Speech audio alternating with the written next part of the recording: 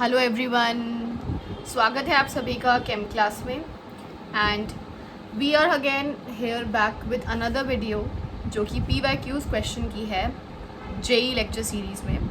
Electrochemistry के मैं कुछ और PYQs लेकर आई हूँ आपके लिए। एंड अगर मैं स्पेसिफाई करूँ तो ये सारे के सारे PYQ स्टूडेंट्स वो आपके 2024 के हैं। तो जो पहला क्वेश्चन है वो आपको विजिबल होगा।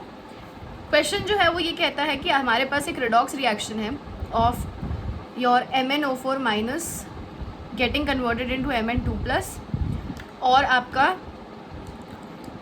H2C2O4 that is your oxalic acid that is getting converted into CO2। तो ये हमें पूरा का पूरा रिडॉक्स रिएक्शन गिवन है और क्वेश्चन में बोला है कि इस रिडॉक्स रिएक्शन के जो इंडिविजुअल पोटेंशियल्स हैं वो हमें मैंशनड है। That is MnO4 minus into Mn2 plus के लिए हमें 1.51 गिवन है, वेराज CO2 से H2C2O4 के लिए जो हमें गिवन है दैट इज़ -0.49। ठीक है, सबसे पहली चीज़ तो आप ये समझिए, इन्फो कीजिए इस इन्फॉर्मेशन से कि हमारे रिएक्शन के हिसाब से H2C2O4 is getting converted into CO2, but जो रिडक्शन जो हम यहाँ पे देख रहे हैं, जो पोटेंशियल हमें गिवन है वो है गिवन CO2 से H2C2O4 के लिए। तो यहाँ पे ऑपोजिट हो रहा है, हमें गिवन जो है वो that is the exactly different of this one particular. ठीक है, दूसरी चीज़ जो हम यहाँ पे देखेंगे वो ये है कि हमें यहाँ पे इक्विलिब्रियम कांस्टेंट निकालना है इस पर्टिकुलर रिएक्शन के लिए। ठीक है, और हमें के इक्विलिब्रियम जो है वो एक्सप्रेस करना है 10⁻⁻ आपका -x के फॉर्म में। ठीक है, अब हम इस क्वेश्चन को स्टार्ट करते हैं। ऑब्वियसली हम इसके अंदर क्या यूज करेंगे, we will use the Nernst equation, using the Nernst equation at your equilibrium. तो इक्विलिब्रियम पे जो नर्स्ट इक्वेशन होती है उसमें आपके पास E0 सेल जो है वो क्योंकि कभी जीरो नहीं हो सकता है, बट E सेल जो है that becomes equal to us for equilibrium to be zero.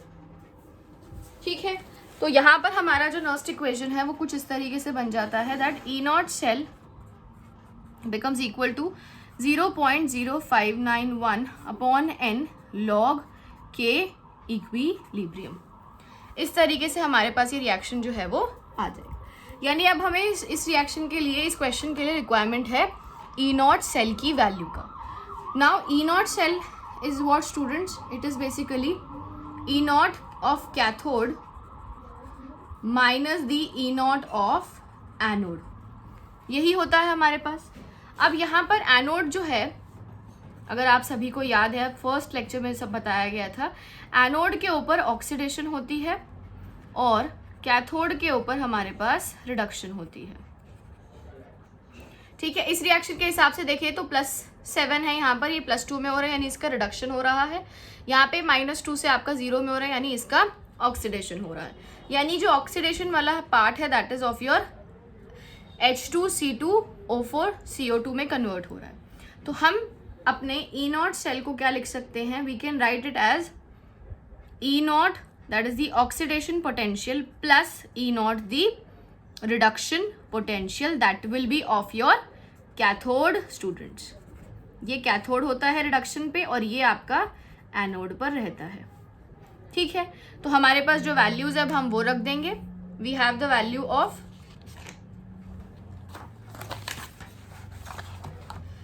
हमारे पास जो E0 सेल जो है हमारे पास that will be your 0.49 plus 1.51 that is equivalent to 2 volts. ठीक है, ये E0 सेल की वैल्यू हमारे पास इस तरीके से आ जाएगी। अब एक चीज़ और आप यहाँ पे ध्यान रखिए कि यहाँ पे जो हमें गिवन था that was a negative value. अगर आप ये देखेंगे तो हमारा ये जो थी that was our negative value, but यहाँ पे हमने क्या यूज़ किया है, इसकी पॉजिटिव वैल्यू यूज़ करी है। क्यों? क्योंकि रिडक्शन जो है अगर आप यहाँ पे देखेंगे तो ये CO2 यानी 0 से -2 में आपको गिवन था, 0 से -2 के लिए आपको गिवन था, जो कि क्या हो जाता आपका ऑक्सीडेशन पोटेंशियल होता है। बल्कि रिएक्शन के अंदर क्या हो रहा है, रिएक्शन के अंदर इसका ऑक्सीडेशन जो है वो ऑपोजिट हो रहे हैं। यहाँ पे अगर आप देखेंगे तो 0 से लेके -2 है, यानी ये रिडक्शन पोटेंशियल गिवन है। एक्चुअली में क्या हो रहा है, -2 से students it is getting converted into 0, तो इसीलिए ये रिडक्शन पोटेंशियल गिवन है, हमें चाहिए ऑक्सीडेशन पोटेंशियल, तो हमने नेगेटिव साइन को एलिमिनेट करके पॉजिटिव वैल्यू को यहाँ पर यूज किया है। तो हमारे पास ये 2 वोल्ट्स E0 सेल की वैल्यू आ गई। अब हम इसको रिएक्शन में रख देंगे, 2 equivalent to 0.0591 upon n, and साथ में आ जाएगा लॉग ऑफ k इक्विलिब्रियम। अब n की वैल्यू जो है वो भी हमें यहाँ पे निकालनी पड़ेगी। n हमें इक्वेशन को बैलेंस करके पता चलेगा कि वो क्या आएगा। तो हमारे पास है MnO4 माइनस से हम जा रहे हैं Mn2 प्लस के अंदर, यहाँ पे +7 है, यहाँ पे हमारे पास ये +2 है। अगर आप ऑक्सीडेशन स्टेट निकालेंगे तो x - 8 इक्वल्स टू -1, x आपके पास आ जाएगी +6 की, ठीक है। उसके बाद आप देखेंगे MnO4 माइनस से Mn2 प्लस में जा रहा है, यहाँ पे आपके पास ऑक्सीजन एटम है तो यहाँ पर 4H2O आ जाएगा, twice the number of H plus ion आपके यहाँ आ जाएंगे। अब यहाँ +8 है, यहाँ पे स्टूडेंट्स -1 है, यहाँ पे आपका +2 है, तो +7 से +2 अगर आप जा रहे हैं तो आपको यहाँ पे 5 इलेक्ट्रॉन्स जो हैं वो ऐड ऑन कराने पड़ेंगे, ठीक है। सिमिलरली अगर आप अपने दूसरे हाफ को देखते हैं, दैट इज H2C2O4 से कन्वर्ट हो रहा है इनटू CO2। तो अगर आप ऑक्सीडेशन स्टेट को कैलकुलेट करते हैं यहाँ पे, तो वो आपका +2 + 2x -8 इक्वल्स टू 0 हो जाएगी, तो 2x - 6 0, x इक्वल्स टू आपका आ जाएगा +3 का। तो +3 से it is getting converted into your 0। अगर हम कार्बन के रिस्पेक्टिव में ऑक्सीडेशन स्टेट को देखते हैं तो ये आपका क्या हो रहा है, ऑक्सीडेशन हो रहा है। अब यहाँ पे आपके पास 2 आपको ऐड ऑन कराना पड़ेगा क्योंकि 2 कार्बन के एटम्स हैं आपका, ठीक है। साथ ही में आपका 2 हाइड्रोजन की आपकी राइट हैंड साइड पे कमी है, तो वो ऐड ऑन हो जाएगी बाय 2H प्लस। Now you have 0 + 2 and over here you have 0, तो यहाँ पे आपका ऐड ऑन हो जाएंगे 2 इलेक्ट्रॉन्स टू बैलेंस दिस। अब यहाँ 5 इलेक्ट्रॉन्स हैं, यहाँ 2 इलेक्ट्रॉन है, तो हम इस पूरी इक्वेशन को 5 से मल्टीप्लाई कर देंगे और इस इक्वेशन को हम मल्टीप्लाई कर देंगे स्टूडेंट्स 2 से। तो अगर आप देखेंगे ऑल ओवर रिएक्शन के अंदर आप देखेंगे तो आपका 10 इलेक्ट्रॉन्स जो हैं वो चल रहे हैं, ठीक है। तो n की वैल्यू हमारे पास क्या आ जाएगी, 10 इलेक्ट्रॉन्स, ठीक है। तो आपका यहाँ पर 2 = 0.0591 अपॉन 10 log ऑफ k आ जाएगा, then 20 upon 0.0591 will be equal to your value of log k, ठीक है। तो हमारे को हम ये कह सकते हैं ये पूरी वैल्यू जो आएगी दैट विल बी 338 के अराउंड ये आपकी वैल्यू स्टूडेंट्स बन जाएगी। और आपसे यही पूछा हुआ है, आपको 10⁻⁴ x पे एक्सप्रेस करना है, तो ये ही जो है this 338 will be the value of x। तो अगर आप यहाँ पे आंसर देखेंगे तो आपसे x पूछा है, तो x हम यहाँ पे क्या लिख सकते हैं, 338, ठीक है। तो ये आपका हो जाएगा पहला क्वेश्चन, ठीक है। दूसरा क्वेश्चन देखते हैं अब हम PYQ का।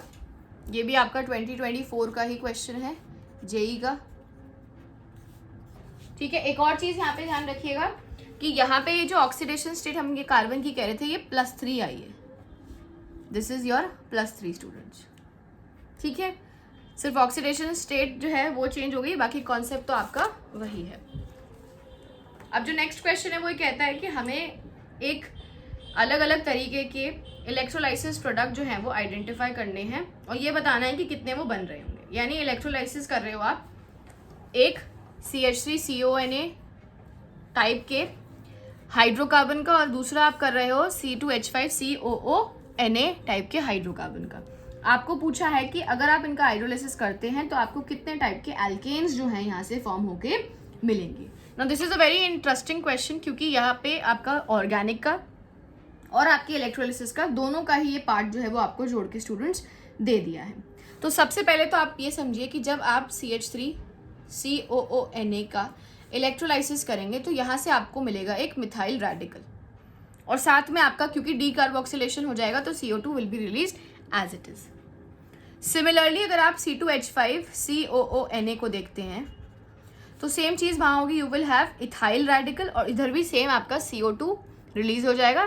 तो ये डीकार्बोक्सिलेशन जो है ये उसका एक रिएक्शन जो है वो आपको यहाँ पर इनडायरेक्टली गिवन है, समझना पड़ेगा आपको, क्योंकि इलेक्ट्रोलाइसिस करी है तो इलेक्ट्रोलाइसिस वाटर के प्रेजेंस में होगा. Any sodium salt of carboxylic acid on giving electrolysis will definitely undergo your Kolbe's reaction. तो वो आपको यहाँ पर समझना पड़ जाएगा. डीकार्बोक्सिलेशन यहाँ पे हो रहा है. अब डीकार्बोक्सिलेशन में हम सभी को पता है क्या होता है कि ये जो हमने अपना मिथाइल रेडिकल यहाँ से बनाया है, इसके 2 मोल आपके आपस में रिएक्ट करेंगे और यहाँ से आपको ये क्या फॉर्म करेंगे, they will give you an alkene which is called as ethane. ठीक है. सिमिलरली यहाँ से आपके पास जो इथाइल है इसके भी 2 मॉलिक्यूल्स आपस में रिएक्ट कराएंगे and they will form you C2H5 C2H5. ये भी एक एल्केन है और इस एल्केन का नाम क्या हो जाएगा आपका, 4 कार्बन एटम्स होने की वजह से this is called as your butane. यानी पहला तो एल्केन हमें ये मिल रहा है, दूसरा जो एल्केन है हमें ये मिल रहा है. अब तीसरा आप सोचिए स्टूडेंट्स क्या हो सकता है. तीसरा होगा जब हमारे पास अपना इथाइल रेडिकल और मिथाइल रेडिकल आपस में रिएक्ट कराएंगे विद वन अनदर और यहाँ से ये फॉर्म कराएंगे CH3, साथ में आ जाएगा आपका ये C2H5. यानी कि एक तीसरा एल्केन इन्होंने बना दिया of 3 carbon atoms which is called as your propane. तो 3 एल्केन्स हमें यहाँ पे मिले. तो हमसे पूछा है the number of alkenes that are produced on the electrolysis of a mixture of both these types of sodium salt. तो यहाँ से हमें मिल रहे हैं 3 मिक्सचर या फिर मैं कहूँ 3 एल्केन मॉलिक्यूल्स. ठीक है, बहुत सिंपल था ये तो, इजी. चलिए नेक्स्ट क्वेश्चन की तरफ देखते हैं which is our question number 3. Again PYQ of 2024 students. Question ये कहता है कि एक हाइड्रोजन इलेक्ट्रोड है, ओके, SHE आपको गिवन है and it is dipped in a solution that has a pH of 3 pH का आपको एक सोल्यूशन गिवन है. तो सबसे पहली चीज है pH. ठीक है. साथ में पूछा है the potential of the electrode will be how much. यानी E इलेक्ट्रोड जो है that we need to calculate in this particular question. ये हमसे यहाँ पे पूछा हुआ है. ठीक है. अब सबसे पहले तो हमारे पास हाइड्रोजन है तो H+ एक इलेक्ट्रॉन गेन करके it will form H2. Balance करने के लिए यहाँ 2 आएगा हमारे पास और यहाँ पर भी 2 आ जाएगा. तो ये बन जाएगा 2H+ + 2 electron giving 2 that is H2 gas. ये गैसियस स्टेट में होती है, ये आपका एक्वा स्टेट में है. तो अगर हम इसके लिए नर्स्ट इक्वेशन लिखते हैं सबसे पहले तो वो लिख देंगे हम E cell will be equal to E0 cell minus 0.0591 upon N. N क्या है, नंबर ऑफ इलेक्ट्रॉन कितने हैं, वो 2 हैं हमारे रिएक्शन के हिसाब से. उसके बाद you will have log product आता है हमारे न्यूमरेटर में. तो प्रोडक्ट की तरफ हमारे पास कोई एक्वा स्टेट नहीं है, सिर्फ और सिर्फ गैसियस स्टेट है. तो अब हम क्या करेंगे, गैस का प्रेशर यूज करेंगे which is pressure of H2. Upon में स्टूडेंट्स क्या आएगा, आपका एक्वा स्टेट है H+ की तो H+ का कॉन्सेंट्रेशन 2 है स्टोइकियोमेट्री तो ऊपर आ जाएगा 2 इसका एक्सपोनेंट. ठीक है. अच्छा, अब जो प्रॉब्लमेटिक चीज है कि हमारे पास क्वेश्चन में H+ की कॉन्सेंट्रेशन नहीं गिवन है, हमें गिवन है pH. तो क्या हमारा pH और H+ का कोई भी ऐसा फॉर्मूला है जो हमें हेल्प कर सके? जी डेफिनेटली. हमारे पास H+ की कॉन्सेंट्रेशन जो होती है students that is written as 10⁻⁻⁻ pH. pH हमें गिवन था 3 तो हम लिख सकते हैं 10⁻⁻3. ठीक है. अब हमें पता है कि E0 सेल जो है क्योंकि हाइड्रोजन इलेक्ट्रोड है तो वो 0 हम लिख सकते हैं. So we can write E cell equals to 0 minus 0.0591 upon 2 log the concentration of your H+ ion जो हमारे पास क्या आ गई है 10⁻⁻³ आ गई है. साथ में चल रहा है हमारे पास एक स्क्वायर. इस तरीके से हम इसे लिख देंगे. ठीक है.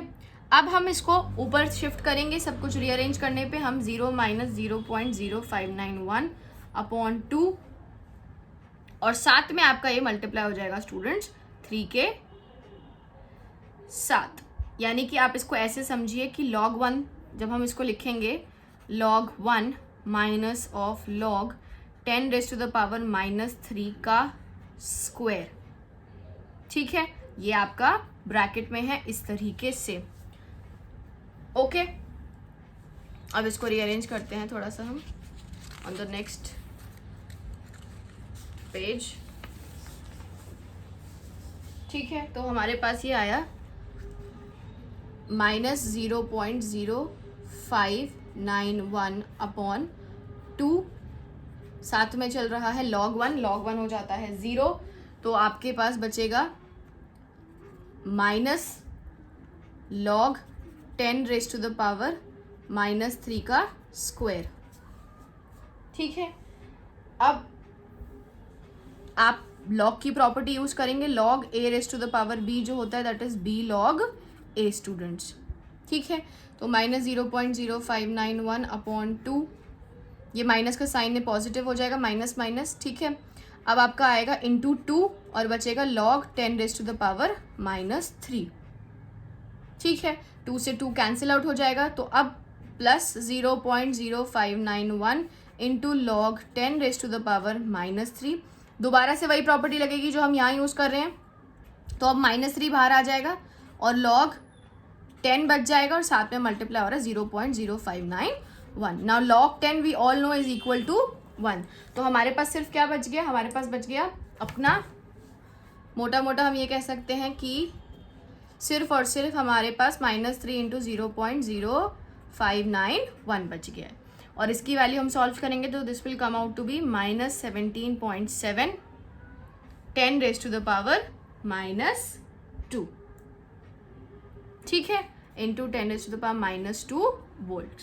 तो हमें आंसर जो देना है वो इसी एक्सप्रेशन में गिवन है, दैट इज 10⁻² में, लेकिन नियरेस्ट इंटीजर में देना है तो हम इसको अप्रोक्सीमेट करके लिख सकते हैं -18 इंटू 10⁻² वोल्ट के साथ। बट एक और चीज ध्यान रखिए, आपको हमेशा नियरेस्ट इंटीजर में देना होता है, तो आप सिर्फ यहाँ पे क्या लिखेंगे, 18 आपका आंसर जो है वो बन जाएगा। ठीक है स्टूडेंट्स, चलिए नेक्स्ट क्वेश्चन की तरफ अब चलते हैं, which is our question number 4 for today's lecture. So ये क्वेश्चन जो है वो कहता है कि एक कांस्टेंट करंट जो है वो हम पास करा रहे हैं from a solution of aluminium chloride AuCl4- solution से हम एक कांस्टेंट करंट को फ्लो करा रहे हैं for a time period of around 10 minutes, और 10 मिनट्स बाद ये दिखा है कि मास ऑफ कैथोड पे आपको क्या मिल रहा है, 1.314 ग्राम्स जो है वो आपको मिल रहा है। यानी गोल्ड इलेक्ट्रोलाइट्स जो है वो आपने यूज करी हैं, इलेक्ट्रोड यूज किया है गोल्ड की, और इसके बीच में यानी इसमें जो सोल्यूशन आप ले रहे हैं that is of your aluminium, यानी AuCO एल्यूमिनियम बोल रही हूँ, गोल्ड का आपने, गोल्ड क्लोराइड का आपने सोल्यूशन लिया हुआ है। आपसे पूछा है कि आपने इस पर्टिकुलर अमाउंट ऑफ मेटल को डिपॉजिट करने के लिए कितना चार्ज जो है पास कराया है सोल्यूशन के थ्रू, ये आपसे पूछा हुआ है। वेरी सिंपल, आपको क्या गिवन है, आपको मास जो गिवन है वो डिपॉजिटेड आपको मेंशन्ड है क्वेश्चन में, आपको जो टाइम है वो आपको मेंशन्ड है स्टूडेंट्स। ठीक है, साथ में आपको क्या गिवन है, साथ में आपको गिवन है कि चार्ज जो है वो आपको निकालना है। Now this charge is in Faraday, ये चीज भी आप ध्यान रखिएगा। सबसे पहले तो आपको ये लिंक करना है कि ये किस टॉपिक का क्वेश्चन है, तो ये आपका फैराडे लॉ का क्वेश्चन है, क्योंकि आपका कोई ना कोई मेटल डिपॉजिट हो रहा है by the passing of electricity, और वो कौन सा मेटल होगा, वो ऑब्वियसली हमारे पास हमारा Au का ही मेटल रहा होगा ऑब्वियसली, क्योंकि हमने गोल्ड इलेक्ट्रोड्स लिए हैं और जो हमारा सोल्यूशन है that is also of gold. तो यहाँ पे नीचे जो डिपॉजिट हो रहा होगा वो एक्चुअली क्या होगा, वो भी गोल्ड ही रहा होगा। तो अब ये जो गोल्ड डिपॉजिट है वो गिवन है, कितना करंट रिक्वायर्ड है वो आपसे पूछा हुआ है। तो फैराडे का फर्स्ट लॉ लगा देंगे using first law of Faraday. बहुत सिंपल है क्वेश्चन, ये भी डायरेक्ट हम यूज करेंगे। हमें पता है that W equals to ZIT होता है according to the Faraday law, but यहाँ पे चार्ज पूछा है तो हम क्या कर देंगे, W equivalent to Z into Q, क्योंकि I जो होता है that is students charge which is Q by T, तो I इंटू T को हमने Q लिख दिया है। अब W equivalent to atomic weight upon n multiplied by 96500 into your Q. ठीक है, अब यहाँ पर एक चीज़ बहुत इंपॉर्टेंट वो ये भी आती है कि हमें यहाँ पे जो कैलकुलेट करना है अपना वो फैराडे में करना है, तो हमें फैराडे में एक्सप्रेशन को लेकर जाना पड़ेगा. ठीक है, हम इधर लिख देते हैं. सबसे पहले तो ये जो अटोमिक वेट अपॉन एन होता है ये इक्विवेलेंट वेट हो जाएगा. So we can write W equal to equivalent weight upon 96500. ठीक है, और आपका ऊपर चल रहा है Q की वैल्यू. ठीक है, ये हो गया आपका सिंपल. अब हम इसको पूरे को एक्सप्रेशन को इधर शिफ्ट कर देंगे. W upon E can be written as Q upon, अब ये जो है स्टूडेंट्स ये आपका 96500 यही तो एक्चुअली आपका क्या होता है 1 फैराडे के बराबर होता है. तो हम इसकी 96500 की जगह क्या लिख सकते हैं, हम लिख सकते हैं 1 फैराडे. ठीक है, अब हमें क्या करना है, W की वैल्यू हमें मेंशन्ड है, E की वैल्यू हम निकाल देंगे. कैसे निकालेंगे, E is basically nothing the atomic weight of your gold upon the N value. ठीक है, अब हमारे पास एटॉमिक वेट क्वेश्चन में मेंशन है वो कितना है 197 है. हम N की वैल्यू क्या लिखेंगे 3 लिखेंगे. ठीक है जी, तो हमारे पास यहाँ पर एक्सप्रेशन जो है वो इजीली सॉल्व हो जाएगा. कैसे, सबसे पहले तो आप ये भी समझिए कि N की वैल्यू हमने N3 कैसे निकाली. तो आपके पास AuCl4 माइनस था और इससे हम डिपॉजिट कर रहे हैं गोल्ड मेटल को.